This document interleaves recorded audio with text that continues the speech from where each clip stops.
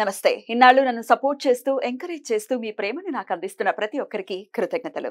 అలాగే ఈ వీడియో కూడా ఖచ్చితంగా మీకు ఉపయోగపడుతుంది. లైక్, షేర్ అండ్ సబ్స్క్రైబ్ చేసి మీ సపోర్ట్‌ని నాకు అందించండి. అలాగే ఈ వీడియో పట్ల మీకున్న అభిప్రాయాన్ని కామెంట్ సెక్షన్‌లో కామెంట్ చేసి తెలియజేయండి. ఇప్పుడు వీడియోని చూద్దాం. నమస్తే, వెల్కమ్ టు అవర్ ఛానల్. నేను పద్మిని. ప్రస్తుతంతో పాటు ప్రముఖ ఆధ్యాత్మికవేత్త, శ్రీపాద శ్రీవల్లభ దత్తపీఠం వ్యవస్థాపకురాలు, దత్త ఉపాసకురాలు శ్రీమతి లతా దత్త గారు మనతో పాటు ఉన్నారు. మాట్లాడదాం. అక్క నమస్తే. అక్క నమస్తే రా. ఎలా ఉన్నారు అక్క? బాగున్నాను పద్మిని. సిద్ధమంగళ స్తోత్రం పేరులోనే మంగళం ఉంది. అసలు సిద్ధమంగళ స్తోత్రాన్ని పట్టుకున్నంత మాత్రాన ఎంతటి జటిలమైన సమస్య అయినా కూడా అలా అలా తీర్చేస్తున్నారు స్వామి. వెంటనే తీరుస్తారు. అందుకు ఎన్నెన్నో నిదర్శనాలు.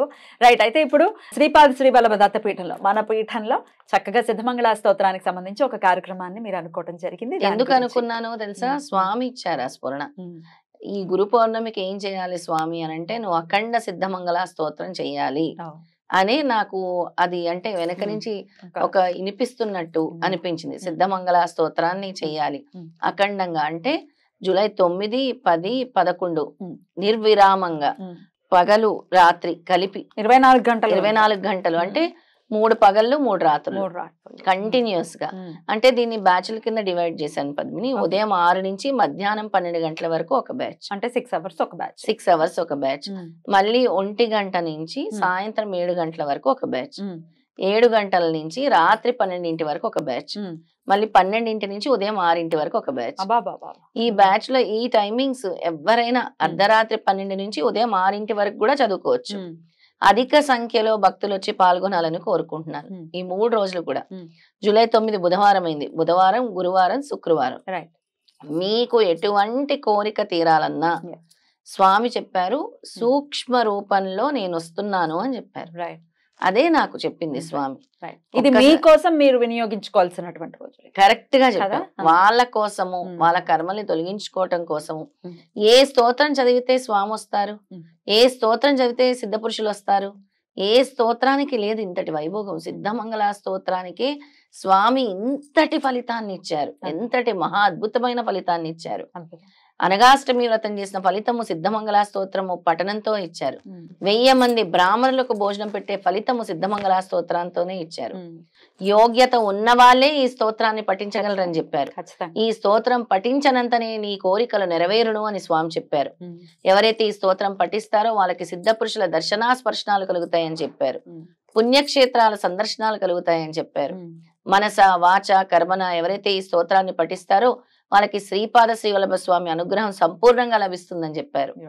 ఎక్కడైతే ఈ స్తోత్రం పఠిస్తామో అక్కడ సూక్ష్మ వాయు మండలంలో సిద్ధులు అదృశ్య రూపంలో తిరుగుతారని చెప్పారు. అది పారాయణ ఫలితం పద్మిని.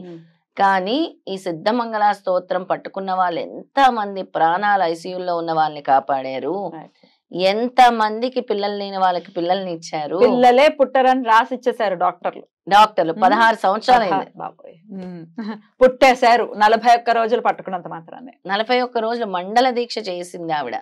ఈ ఓన్లీ మన వీడియోలు చూసి చేసింది. చక్కగా బాబు ఎంత అందంగా ఉన్నాడు, ఎంత చక్కని చుక్కలా ఉన్నాడు కదా. అలా పిల్లల్ని ఇస్తున్నారు, ఆరోగ్య సమస్యల్ని దూరం చేస్తున్నారు. ఆర్థిక సమస్యలు ఎవరైతే నాయన శ్రీపాదరాజం శరణం ప్రపద్యే అని ఈ స్తోత్రాన్ని పఠిస్తున్నారో ఆర్థిక ఇబ్బందుల నుంచి అన్న వస్త్రాలకు లోటు లేకుండా చేస్తున్నారు పద్మిని. ఎవరైతే దత్తాత్రేయ స్వామిని, శ్రీపాద శ్రీవల్లభుని పట్టుకుంటారో అన్న వస్త్రాలకు ఎప్పుడు లోటు చేయరు. వాళ్ళ ఇంట్లో లక్ష్మి సంపూర్ణంగా ఉంటుంది. ద్రవ్యం అంటే ద్రవ్యం దేనికి అవసరమో దానికి ఇస్తారు స్వామి. ఎంతటి ఉపద్రవాలనైనా కాపాడతారు. ఈ సిద్ధమంగళ స్తోత్రము ఈ కలియుగంలో కల్పతరువు, కామధేనువు, మంగళకరమైన స్తోత్రము అని శ్రీపాద వల్లభులు పదే పదే చెప్తున్నారు. ఒక ఆవిడ మన పీఠానికి వచ్చింది పద్మిని, నేను లేను. శ్రీపాద వల్లభులు 2 సార్లు చెప్పారట ఆవిడకి కల్లోకి వచ్చి, నువ్వు ఊరూరా దత్త ప్రచారం చేయని చెప్పారట. ఆవిడ లైట్ తీసుకుని చేయలేదంట, గట్టిగా హెచ్చరించినట్టు చెప్పారంట. మన పీఠంకి పరిగెత్తుకొని వచ్చిందట ఆవిడ. ఏమని? శ్రీపాద వల్లభుడు నేను లేను. ఆవిడ ఒక బ్రాహ్మణ స్త్రీ. శ్రీపాద వల్లభులు ఆవిడికి చాలా గట్టిగా చెప్పారంట, నువ్వు దత్త ప్రచారం చెయ్యాలి, ఈ సిద్ధమంగళ స్తోత్రం గురించి ప్రచారం చెయ్యాలి అని.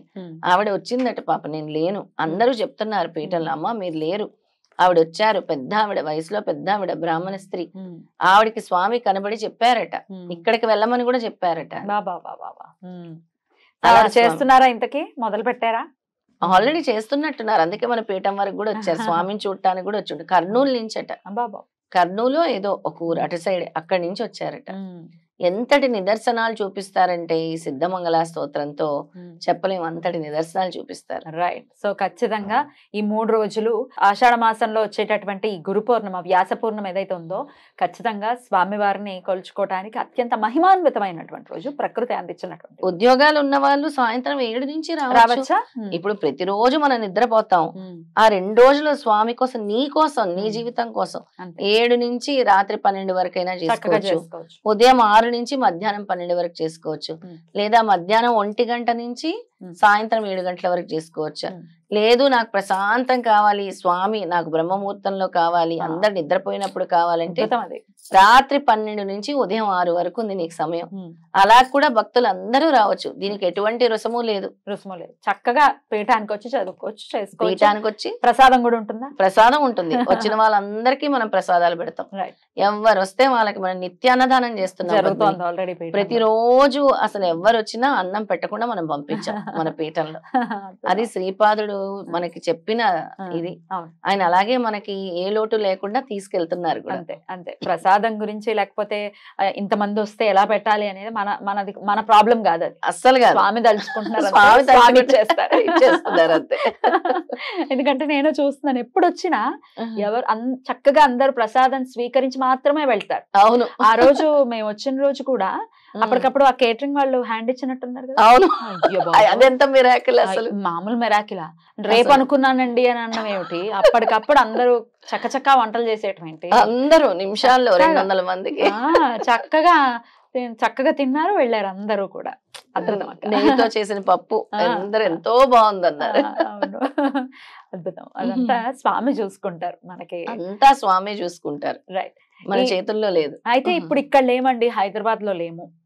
మరి ఇక్కడ మీ పీఠంలో జరిగే సమయంలోనే మేము ఇంట్లో చేసుకోవాలనుకుంటున్నాం, చేసుకోవచ్చా అని అడగచ్చు? తప్పకుండా చేసుకోవచ్చు, తప్పకుండా చేసుకొని వాళ్ళ కౌంట్ మనకి ఈ ఏదైతే వీడియో మనం అప్లోడ్ చేస్తున్నామో ఈ వీడియో కిందే కమెంట్స్ రూపంలో తెలియజేయాలి. రైట్, ఎన్నిసార్లు చేసాము అని.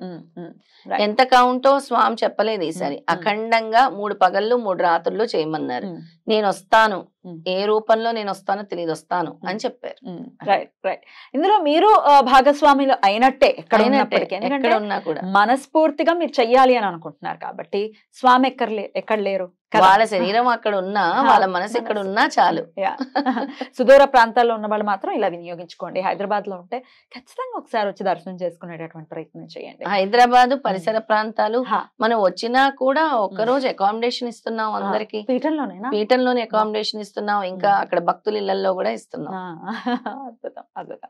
చాలా చాలా మంచి కార్యక్రమం, ఖచ్చితంగా స్వామికి దగ్గర అయ్యేటటువంటి కార్యక్రమంగా ఖచ్చితంగా చూడొచ్చు. ఒక 6 గంటల పాటు మామూలుగా అయితే ఒక 11 సార్లు చదవటానికి ఒక 20 నిమిషాల సమయం పడుతుంది కదా. అలా కంటిన్యూస్ గా మెల్లగా అలా చదువుకుంటూ ఉంటే ఒక 6 hours లో ఎన్ని టైమ్స్, ఒక 1000 times ఈజీగా అయిపోతుందేమో కదా. ఈజీగా 1000 సార్లు చదవటం అంటే ఇప్పుడు ఒక 100 మంది 10 సార్లు చదివితే ఎన్నిసార్లు అయిపోతుంది కదా. అవును, అద్భుతం అక్క. సో దిగ్విజయం అవ్వాలి ఈ కార్యక్రమం, ఖచ్చితంగా అవుతుంది. మీరు చెప్తుంటేనే అనిపిస్తుంది అందరు అలా చదువుతున్నారు అన్న ఫీలింగ్, ఆ విజన్ అయితే కనిపిస్తుంది. అయితే ఒకటి చెప్దాం అనుకుంటాను పద్మిని, దూర ప్రాంతాల నుంచి రావాలనుకున్న వాళ్ళు రావచ్చు గురు పౌర్ణమికి. 5 6 అంటే 9 10 11 సిద్ధమంగళ స్తోత్రంలో పాల్గొనటం కోసం ముందుగా మనకు చెప్పాలి. మీరు 3 వస్తున్నారా 5 వస్తున్నారా చెప్తే మనం వాళ్ళకి ఎక్కడ అరేంజ్ చేయాలి అవన్నీ చూసుకుంటాం. అది కూడా చూసుకుంటారు. బ్యాచ్ల కింద వద్దామని కొంతమంది అనుకుంటారు. మేము ఒక 4 5 ఫ్రెండ్స్ కింద వద్దాం అనుకుంటున్నాం సిద్ధమంగళ స్తోత్రం చేయడానికి, ఈ ఊరు నుంచి 2 రోజులు ఉందామని అనుకుంటున్నాము అని చాలా మంది చెప్తూ ఉంటారు. అలా ముందే వాళ్ళు చెప్పి మన దగ్గర రిజిస్టర్ చేసుకుంటే అలా గ్రూపుల వైజ్ బ్యాచ్ల వైజ్ కూడా రావచ్చు. ఒక్క రోజుకి ఒక రాత్రికి రావచ్చు, 2 రాత్రులకి 3 రాత్రులు కూడా రావచ్చు. అలా చెప్పటం వల్ల ముందే మనం వాళ్ళకి ఐడియా ఉంటుంది, అరేంజ్మెంట్ పడుకోవటానికి ఉండటానికి మనం చేయొచ్చు. రైట్, ఖచ్చితంగా పీఠం అది ఆ సౌలభ్యత అనేది ఉంటుంది పీఠంలో. అవును, రైట్ అక్క. చాలా చాలా సంతోషం. గురు పౌర్ణమి సందర్భంగా అఖండ